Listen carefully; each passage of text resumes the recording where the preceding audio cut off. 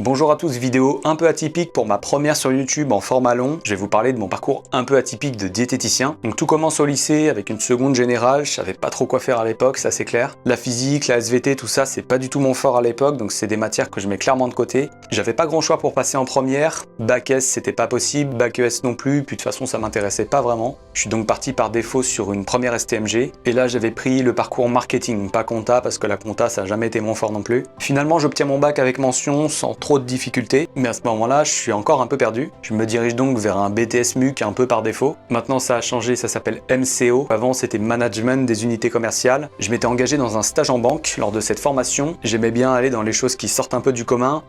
Finalement, ça n'a pas forcément été le meilleur choix pour moi. Tout simplement parce que les clients qui vont à la banque, en général, c'est pas pour une raison très sympa. Donc du matin au soir, vraiment, j'avais l'impression que je prenais tout pour moi. Tous les événements négatifs, ça revenait sur moi. Et je me sentais pas du tout à l'aise dans ce stage. C'était assez catastrophique. Malheureusement, j'ai pas pu changer. Et j'y allais clairement la boule au ventre. Donc à cette période, j'ai décidé vraiment de tout arrêter. Je me lance alors dans la jungle de l'intérim. Je fais plein de petits boulots, dépaquetage de beurre à la chaîne, nettoyage d'atelier, balayage d'entrepôt. Je me rappelle, on devait aussi ramasser les copeaux que laissaient des machines industrielles.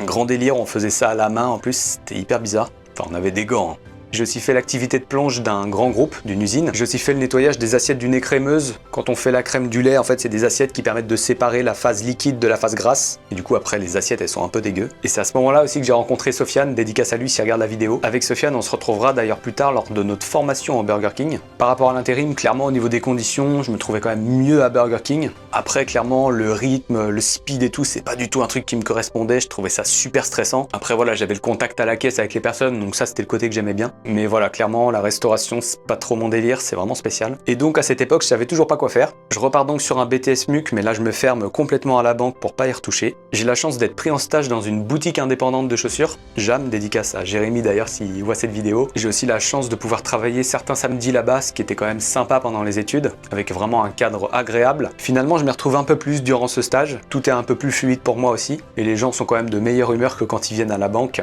Finalement, après ce BTS, je me dis que travailler en boutique, c'est pas trop mon délire non plus. Alors je m'oriente un peu plus vers ce que j'aime, tout ce qui est un peu plus digital. Je fais donc une licence DEG option CVM, donc commerce vente marketing avec le CNAM et l'ENC à Nantes. Là, je trouve une alternance. Je fais une dédicace à Anne et Guillaume aussi qui vraiment m'ont aidé parce que les alternances, c'est hyper galère à trouver. Donc pour ça, je les remercie de 1000 fois parce que sinon, je sais pas du tout ce que j'aurais fait après mon BTS. T'aurais comme bac à l'intérim. Même si en soi, j'avais pas d'idée précise du métier, ça m'a permis de m'ouvrir un petit peu à un autre champ. Et d'ailleurs, c'est durant cette année où j'étais du coup beaucoup sur les écrans que j'ai commencé à me mettre un petit peu dans le sport en fait, donc c'était plutôt un mal pour un bien d'un côté. Je ressentais forcément cette envie de bouger plus étant donné que je passais beaucoup de temps sur l'écran. Et là le drame arrive, première tendinite, je dois complètement arrêter le sport. Moi c'est l'épaule droite maintenant qui est assez fragile. Et bon, on fait avec. Donc période pas facile, entre sédentarité, pas possible de faire du sport pour se défouler. J'avoue que j'étais assez mal. À cette période, forcément, je me re-questionne encore beaucoup sur ma vie. Je repense aux périodes difficiles de l'intérim. Je me dis que quand même, dans le job où je suis plutôt tranquille, posé, les conditions sont agréables. Mais je me dis que j'ai toujours pas trouvé un sens à ma vie, en fait. Et je trouve ça un peu triste au fond. Et par rapport à cette tendinite, on m'annonce du coup que c'était une tendinite calcifiante. J'ai fait un peu de recherche de mon côté, j'ai rien trouvé de très précis malheureusement. En parallèle de ça, j'ai commencé à m'intéresser à la diète du coup quand on fait du sport. Après l'histoire de tendinite aussi, je me suis dit, il y a peut-être l'alimentation qui peut jouer. Donc j'ai acheté pas mal de bouquins. Finalement, ça m'a vraiment passionné d'acheter tous ces bouquins. Mais un petit problème, c'est que ça se contredisait pas mal en fait entre les livres. Il n'y avait pas les mêmes infos. Et je me suis dit, mais Qui a raison en fait? et vu que je suis quand même pas mal dans le sport, je reprends doucement et je me dis, c'est quand même quelque chose que je kiffe en fait. Mais à la base, j'étais pas du tout quelqu'un de sportif. Moi, ça s'est développé assez tard chez moi. Du coup, c'était plus voilà, en mode, faut que je lutte contre la sédentarité, ça me fait du bien. C'était surtout dans cette optique-là de base parce que avant, je trouvais pas spécialement de plaisir à faire du sport. Je suis toujours plus fan du renforcement musculaire que du cardio.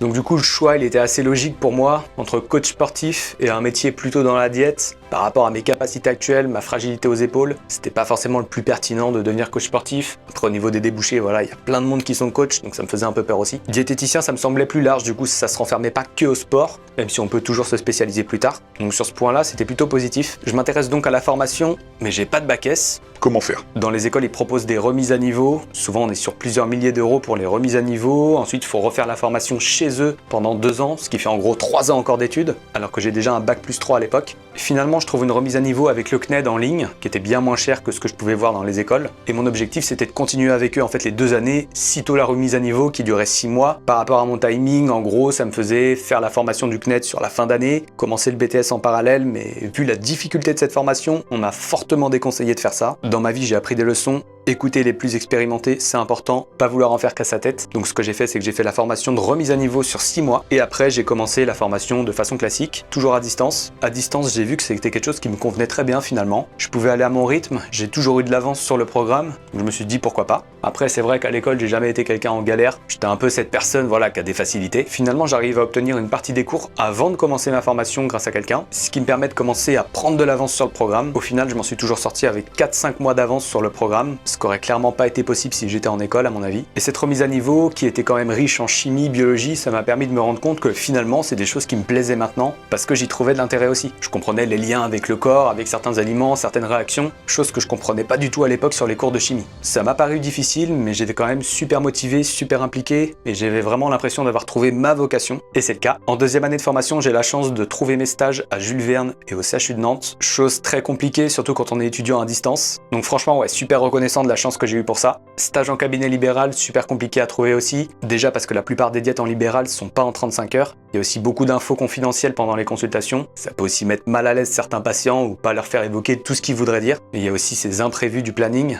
Finalement, j'ai trouvé un stage assez loin de chez moi, j'avais 1h30 aller, 1h30 retour. Mais pareil, hyper reconnaissant, c'était vraiment une super belle expérience. Et ça m'a permis aussi de comprendre qu'avec tous les stages que j'ai faits, c'était clairement le milieu du libéral qui m'intéressait, avoir ma propre patientèle. Même si l'hôpital, c'est intéressant aussi, parce que du coup, on a plus de travail d'équipe, et il y a aussi des pathologies qu'on a moins en libéral. Et donc, j'obtiens mon diplôme avec à peu près 15 de moyenne, donc super content, j'ai vraiment bossé dur. Mais franchement, ouais, j'étais grave passionné, donc ça, c'était important. C'est une formation hyper complexe. Mais comme on dit, quand on aime, on compte pas. Après, il n'y a pas spécialement d'intérêt à avoir des notes aussi hautes. Mais moi, ça m'a fait kiffer. Recherche d'emploi aussitôt après mon diplôme, on va pas se le cacher, le milieu des diètes c'est assez bouché. De toute façon, j'avais comme projet de lancer mon activité, donc j'ai attendu janvier 2024, alors qu'on a été diplômé en gros en octobre. Donc janvier 2024, je lance mon entreprise, je m'installe en cabinet dans un espace santé, et en avril, je m'installe dans un second lieu, ce qui me permet d'élargir un peu mon champ d'intervention, même si je fais aussi du domicile et du visio pour compléter. Et en parallèle de cette première année, c'est surtout vers mai-juin que j'ai commencé à mettre pas mal de vidéos sur les réseaux, notamment sur Instagram. J'étais à peine à 3000 abonnés à ce moment-là et j'ai franchi les 7000 abonnés sur la fin octobre 2024. Donc un parcours un peu atypique, je suis pas le seul évidemment, mais comme quoi c'est pas parce qu'à 16, 17, 18, 19 ou même 20 ans vous savez pas ce que vous voulez faire